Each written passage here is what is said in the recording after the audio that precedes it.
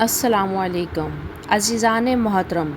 قرآن کریم کا ہر لفظ ایک نور ہے اور اس کی ہر صورت انسانیت کے لیے ہدایت کا ایک سمندر۔ لیکن قرآن پاک کی تیسری صورت سورہ آل عمران ایک ایسا خوبصورت گلدستہ ہے جس میں ایک طرف تو ایک پاکیزہ گھرانے آل عمران کی ایمان افروز داستان ہے۔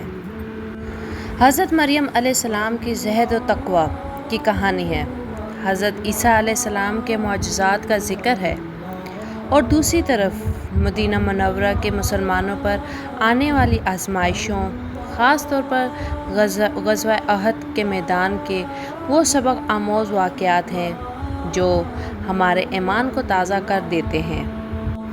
آئیے آج کی اس تفصیلی ویڈیو میں ہم سورہ آل عمران کی اسی خوبصورت کہانی اور اس کے پیچھے چھپے عظیم پیغامات کے سفر پر روانہ ہوتے ہیں۔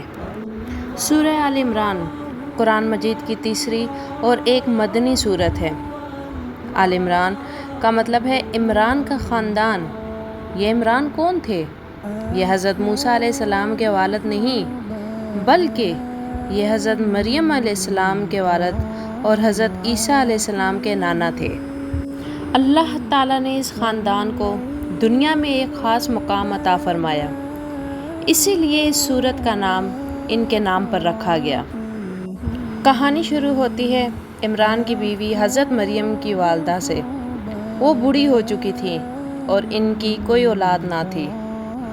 ایک دن انہوں نے اللہ کے حضور دل سے دعا کی اور منت مانی کہ اے میرے رب، میرے پیٹ میں جو کچھ ہے میں اسے تیرے دین کے لیے وقف کرتی ہوں، تو میری اس نظر کو قبول فرما۔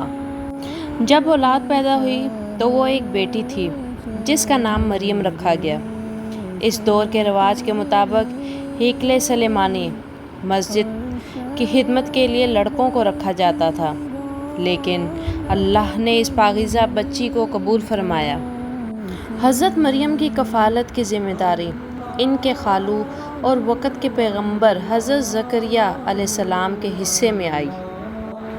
حضرت مریم نے اپنا بچپن اور جوانی مسجد کے ایک حجرے میں اللہ کی عبادت میں گزاری۔ حضرت زکریا علیہ السلام جب بھی ان کے پاس آتے تو وہاں بے موسم کے پھل پاتے۔ وہ حیران ہو کر پوچھتے، اے مریم، یہ تمہارے پاس کہاں سے آئے؟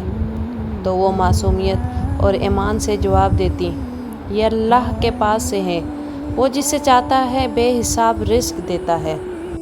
یہ دیکھ کر حضرت زکریا کے دل میں بھی امید جاگی۔ وہ خود بہت بوڑھے تھے اور بیوی بانجھ تھی۔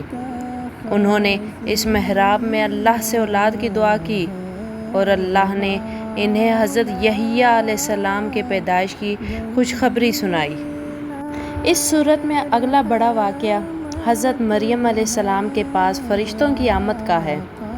فرشتوں نے انہیں خوشخبری دی کہ اللہ انہیں اپنے ایک کلمے یعنی بیٹے سے نوازنے والا ہے جس کا نام عیسیٰ مسیح ہوگا، اور وہ دنیا اور آخرت میں معزز ہوگا۔ حضرت مریم نے حیرت سے کہا کہ مجھے کیسے بیٹا ہوگا جب کہ مجھے کسی انسان نے چھوا تک نہیں؟ تو جواب ملا کہ اللہ جو چاہتا ہے پیدا کرتا ہے۔ جب وہ کسی کام کا فیصلہ کرتا ہے تو بس کہتا ہے ہو جا، اور وہ ہو جاتا ہے۔ مدینہ منورہ میں جب یہ سورت نازل ہو رہی تھی تو نجران کے عیسائیوں کا ایک بڑا وفد نبی کریم صلی اللہ علیہ وآلہ وسلم کے پاس آیا۔ وہ حضرت عیسیٰ علیہ السلام کو اللہ کا بیٹا مانتے تھے۔ اللہ تعالیٰ نے اس سورت میں عقلی اور نقلی دلیلوں سے واضح کیا کہ حضرت عیسیٰ علیہ السلام اللہ کے بندے اور رسول ہیں۔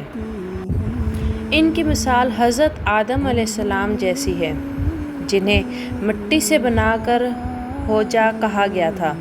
جب عیسائیوں نے ضد نہ چھوڑی تو اللہ نے مباہلہ، سچ اور جھوٹ کا فیصلہ کرنے کے لیے ایک دوسرے پر لعنت بھیجنے کی دعا کا حکم دیا، جس سے عیسائی پیچھے ہٹ گئے۔ سورہ آل عمران کا دوسرا بڑا حصہ مسلمانوں کی زندگی کے ایک گٹھن موڑ یعنی غزوہ احد سے تعلق رکھتا تھا۔ غزوہ بدر کی فتح کے بعد احد کے میدان میں مسلمانوں کو ایک عارضی نقصان اٹھانا پڑا تھا، کیونکہ کچھ تیر اندازوں سے رسول اللہ صلی اللہ علیہ وآلہ وسلم کے حکم پر قائم رہنے میں چوک ہو گئی تھی۔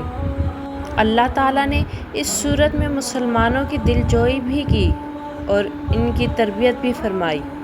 اللہ نے فرمایا، تم ہمت نہ ہارو اور غم نہ کرو، تم ہی غالب رہو گے اگر تم مومن ہو۔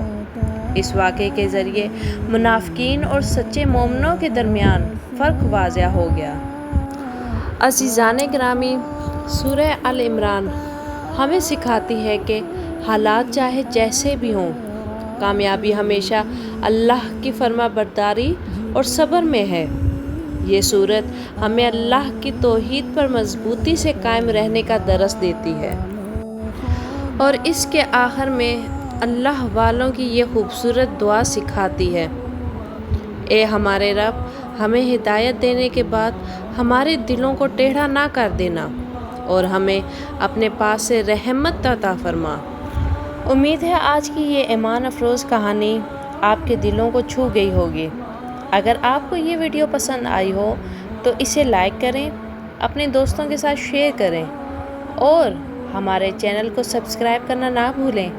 اللہ ہم سب کو قرآن سمجھنے اور اس پر عمل کرنے کی توفیق عطا فرمائے۔ آمین۔